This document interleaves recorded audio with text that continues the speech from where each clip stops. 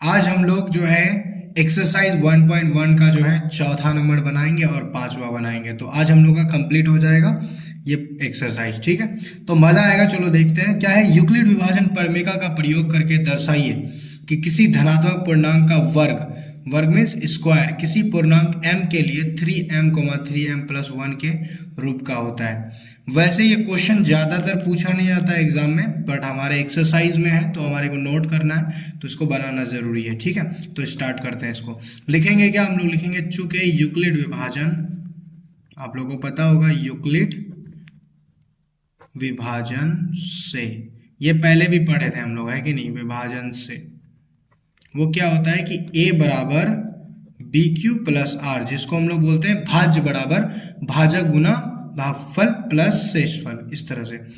इस प्रकार अगर आप देखोगे यहाँ ध्यान से, a बराबर बी क्यू प्लस आर, तो इसमें जो रहता है ना, यहाँ पे हमेशा 0 के बराबर आर होगा या उससे बड़ा होगा, ठीक है। और सबसे बड़ा जो होता है वो बी होता है, बी का मान होता है।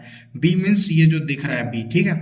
और अगर आप ध्यान से देखो यहाँ पे बी का मान, तो बी यहाँ पे 3 होगा, क्योंकि यहाँ भी 3 है, यहाँ भी 3 है। तो इसमें ऑटोमेटिकली समझना है कि जब मैथ में 3 आए, किसी मैथ में 8 आए, किसी में 9 आए या 6 आए, तो जो होगा वही आता है, ठीक है। तो a बराबर बी क्यू के जगह पे हम लोग यहाँ 3 क्यों लिखेंगे, बिकॉज मैथ में 3 यूज हुआ है, और प्लस हो जाएगा r, ठीक है।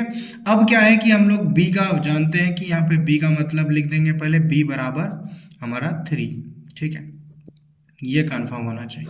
चलो अब आगे बढ़ते हैं। तो 3q प्लस आर हो गया। अब हमेशा b से नीचे ही होगा, ये जो r है इसका वैल्यू b से नीचे ही होगा। इसका मतलब है हम लोग क्या ले सकते हैं, a बराबर 3q प्लस 0, यानी r का मान अगर हम लोग बराबर 0 लेते हैं तो यहाँ पे 0 ले सकते हैं। दूसरा क्या ले सकते हैं, a बराबर 3q प्लस 1, अगर r का मान बराबर 1 लेते हैं तो, ठीक है। तो इस तरह से 3q प्लस 1 लेते हैं, r बराबर 1 आएगा, तो बस यहीं तक लेंगे। इसमें से a बराबर इसको उठा लेते हैं। a बराबर अगर ध्यान से देखा जाए तो देखो कि a बराबर 3q ये वाला लेते हैं और प्लस 0, तो a बराबर ये लिए हैं पहला वाला, ठीक है। इसको ध्यान से देखना, तो 3q ही रहेगा क्योंकि प्लस 0 तो वही रहेगा। अब यहाँ a बराबर 3q आ गया। तो इसमें क्या करेंगे कि हम लोगों को बोला गया है कि वर्क करने पर, यानी पूर्णांक का वर्क करने पर, तो अब दोनों तरफ ना वर्क कर देंगे, क्योंकि क्वेश्चन में है, देखो वर्क करने पर a स्क्वायर भी कर देंगे, वर्क का मतलब स्क्वायर, तो इधर भी स्क्वायर कर देंगे, ठीक है। दोनों पे स्क्वायर होगा क्योंकि होल स्क्वायर हो जाएगा। इस प्रकार a स्क्वायर बराबर ये 3 का स्क्वायर 9, और उसके बाद q का स्क्वायर q स्क्वायर ही रहेगा। अब इसमें a स्क्वायर बराबर यहाँ पे निकाल सकते हैं 3 गुना 3q स्क्वायर, तो 3 तिया 9, ठीक है। तो ये 3 को निकाल लिया, ला रहे हैं ये वाला 3m हम लोग को लाना है, इसलिए ये करना पड़ रहा है।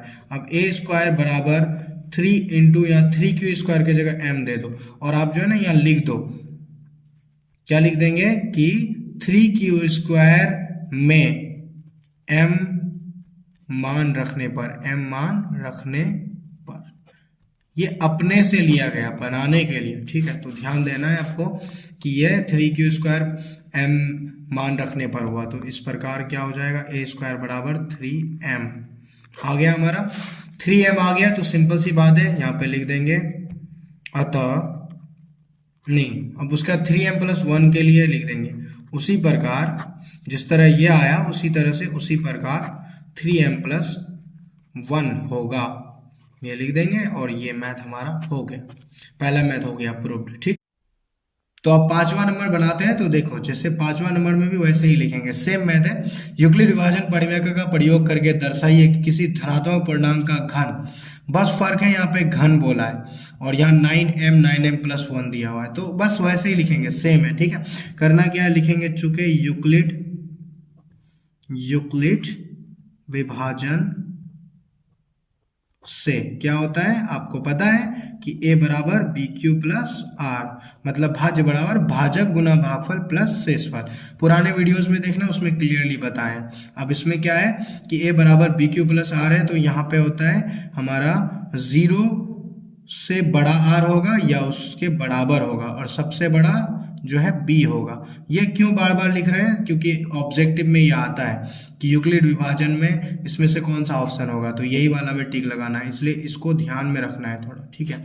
अब आगे बढ़ेंगे तो ए बराबर मैंने अभी जस्ट बताया पहला वाला मैथ में कि बी क्यू प्लस आर, तो बी का मान जो होता है ना वो जब क्वेश्चन में जो रहता है, जैसे यहाँ वहाँ 3 था तो यहाँ पे 9 है, कहीं पे 6 होता है, तो इसका मतलब ये 9 हो जाएगा बी का मान, 9Q प्लस आर, यहाँ पे लिख देंगे बी बराबर 9। सिंपल है, ठीक है ना। अब आगे बढ़ते चलेंगे।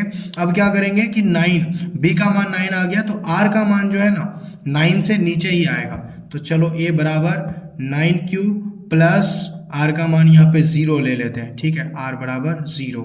उसके बाद में अगर मैथ को देखते हुए चलो कि 9Q प्लस 1 चाहिए, यानी कि 9Q प्लस 1 ले लेते हैं आर का मान, ठीक है, आर बराबर 1, ठीक है, इस तरह से। अब क्या है कि 9m प्लस 8 है क्वेश्चन में, तो a बराबर 9Q प्लस 8 ले लो, बाकी भी ले सकते थे लेकिन डायरेक्ट जो क्वेश्चन में वही लेते हैं, r बराबर 8 लेते हैं, क्योंकि हम लोग 9 से नीचे ले सकते हैं तो 8 तक भी ले सकते हैं, तो इसमें से कोई भी एक सेट को उठा लो। चलो यही वाला उठाते हैं, ठीक है, ये वाला सेट को उठाते हैं, मजा आएगा। तो चलो इसको देखो, यहाँ पे क्या करेंगे कि a बराबर 9Q प्लस 0, ठीक है, इस प्रकार a बराबर 9Q ही रहेगा, क्योंकि 0 तो प्लस में 9Q आ जाएगा जोड़ने से। अब जो है हमें क्या करना है, घन करना है, तो दोनों तरफ घन कर देंगे, इधर भी पावर 3 इधर भी पावर 3, तो a पर पावर 3 का a पर पावर 3 ही रहेगा, इधर 9 में 81 नमक 9 एकम 9 9 8 72, यानी 729। 9 को अगर 3 बार लिखेंगे 9 इंटू 9 इंटू 9, तो हमारे पास 81 गुना 9 यानी कि लगभग 729, ये चीज़ आएगा, मतलब यही आएगा, ठीक है, 729, और उसके बाद q पर पावर 3।